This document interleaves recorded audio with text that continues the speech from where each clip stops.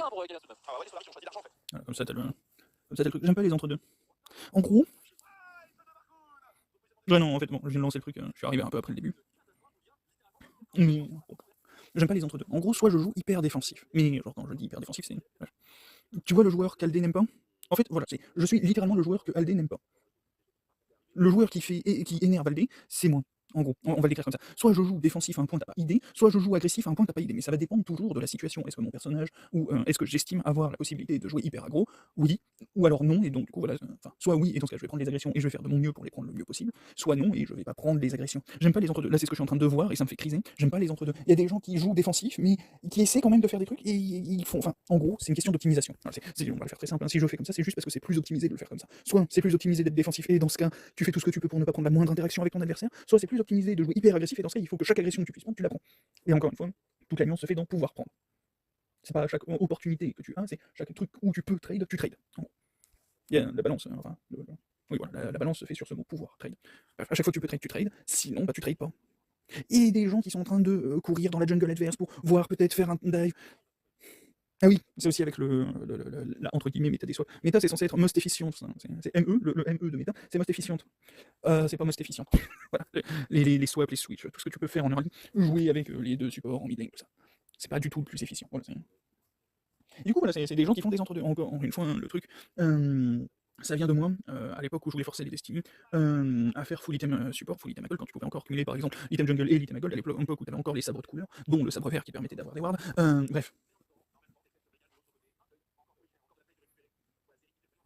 Ça remonte à voilà, ce genre de truc, ça remonte à cette époque. Et en gros, si tu veux optimiser correctement les items à gold, c'est le truc qui leur manque essentiellement. Enfin non, il leur manque avant ça un énorme power-up, même pour les Coréens ou les Chinois, il leur faut il leur faut un truc de débile mental. Hein, bref. Mais le truc, c'est optimisation des items à gold. En gros, pour pouvoir optimiser les items à gold, alors encore une fois, l'idée c'est de maxer la génération de gold pour toute l'équipe. Et donc, du coup, idéalement, avoir un maximum de targons.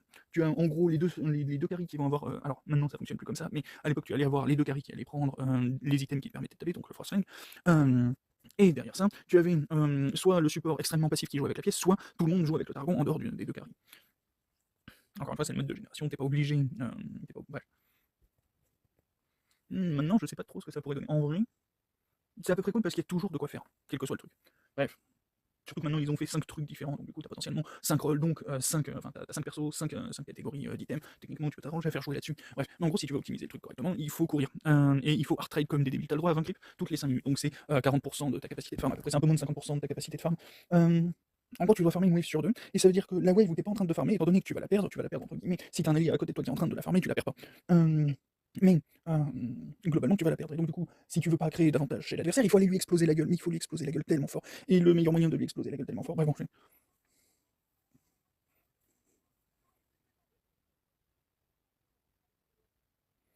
bref.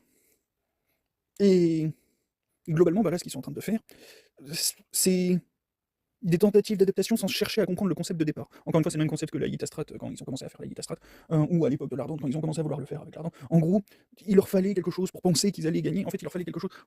Genre, par exemple, l'Ardente, il leur fallait, pour que les ADC achètent le Targon, il fallait qu'ils aient la récompense de l'Ardente. Sans jamais comprendre que le fait d'avoir un support qui a les mêmes golds que l'ADC, alors que le support en face, il a pas les mêmes, enfin, il a les golds d'un support, quoi. Il a juste les golds d'un support. En fait, c'est comme avoir deux top laners. Au lieu d'avoir un top laner et un support, tu as deux top laners. Voilà. Et normalement, c'est une récompense largement suffisante. Si tu as le choix entre être supporté par un Brum qui a des bots, un Targon level 2 et un demi-item de complété, ou le même Brum qui a les bots de complété, le Targon de complété et un item de complété, en sachant que l'adversaire est à moitié complété à chaque fois, lequel tu prends? Lequel tu préfères avoir? Lequel va pouvoir te donner le plus d'opportunités? Il n'y a pas besoin que le mec aille acheter un Ardente pour que ce soit rentable. Bon, ils ont fait la même chose avec la Yitastrat, ils font la même chose, bref, ils font la même chose à chaque fois.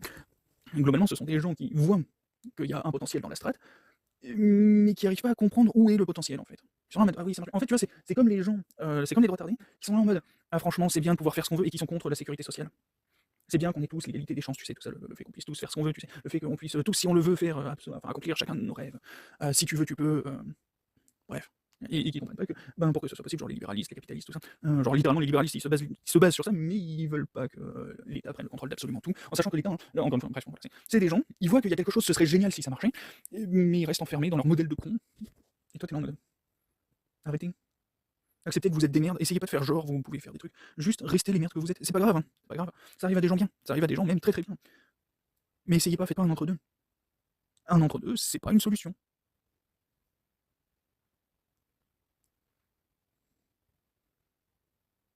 Bref, que ce soit les swaps qui s'auto-imposent, les mecs qui savent même pas pourquoi ils swapent. Je me sens insulté en tant qu'être humain quand je vois ça, en fait. Il n'y a pas que League of Legends, encore une fois. Je me sens beaucoup plus insulté par la politique en tant qu'être humain. Un être humain, un cerveau humain est capable de produire cette politique. Comment ça se fait? À l'aide. Oula. Là, ça va, c'est des gamins de 10 ans, ils ont rien compris à la vie, ils ont même pas essayé de faire genre, ils comprenaient quoi que ce soit. Voilà.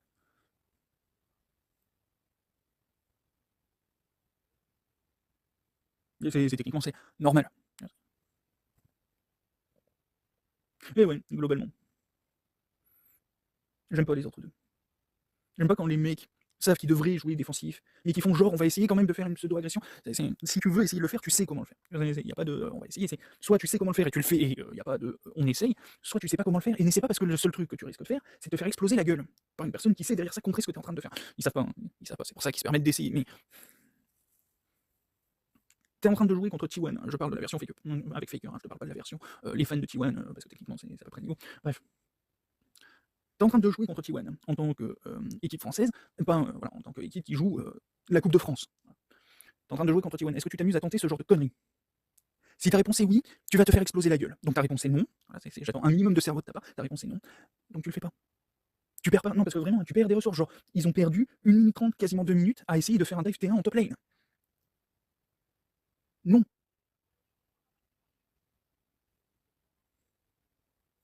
Non. Tu peux le faire, je sais pas, pour contester un blue, conteste même le carapateur, même le groupe, même les loups. Une plante, la plante de vision. Mais si tu le fais pour essayer de setup un dive que tu ne setup pas, en sachant que pour setup un dive, tu y vas, enfin, t'as la wave à récupérer, voilà, t'as des trucs à faire dans un ordre très précis. Alors bon, très précis qui dépend de chacun des persos, mais qui reste quand même extrêmement précis, hein, c'est point A, point B, point C, dans l'ordre 1, 2, 3, 4, et c'est tout. Ça s'arrête à ça. Tu commences pas à courir, à traîner, voilà.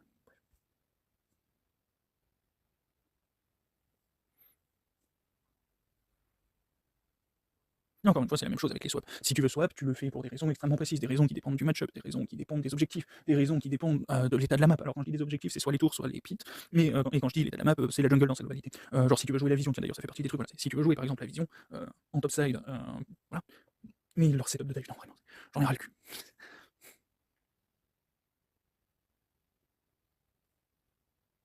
C'est pas censé être extrêmement compliqué. Il y a des actions extrêmement simples qui peuvent toutes s'enchaîner et entre guillemets se mélanger, ça se mélange pas. Encore une fois, si c'est mélangé de façon aléatoire, c'est que tu sais pas jouer ou que tu sais pas ce que tu fais. C'est la même chose, hein. Mais voilà, c'est des actions extrêmement simples qui se succèdent les unes après les autres. Alors, la quantité d'actions extrêmement simples peut rendre le truc plus ou moins complexe, mais dès que tu comprends, c'est une histoire de Shifumi, voilà, t'as vaguement une histoire de Shifumi sur les trucs, t'as vaguement une histoire de damier pour le machin, t'as vaguement une histoire de points pour. Bref.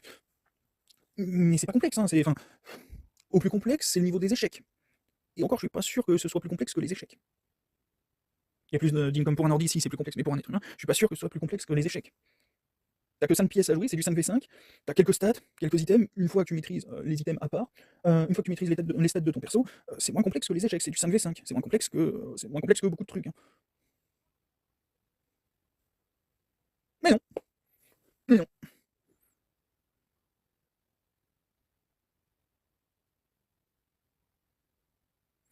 Bref, du coup là j'en ai ras le cul. Et ça fait une semaine que je regarde les. Alors, l'Europe, j'essaie de regarder la Corée quand je me lève, mais disons que je suis plus occupé à faire d'autres trucs le matin que. Mais j'essaie d'y penser de temps en temps. On va dire ça comme ça. Bref, c'est Europe et France en ce moment que je suis en train de regarder, ça me dégoûte. Du coup, je sais pas combien de temps j'ai regardé ça. Bref, bon, je vais finir de me dégoûter, j'ai des œufs à l'égraille. Tchuss.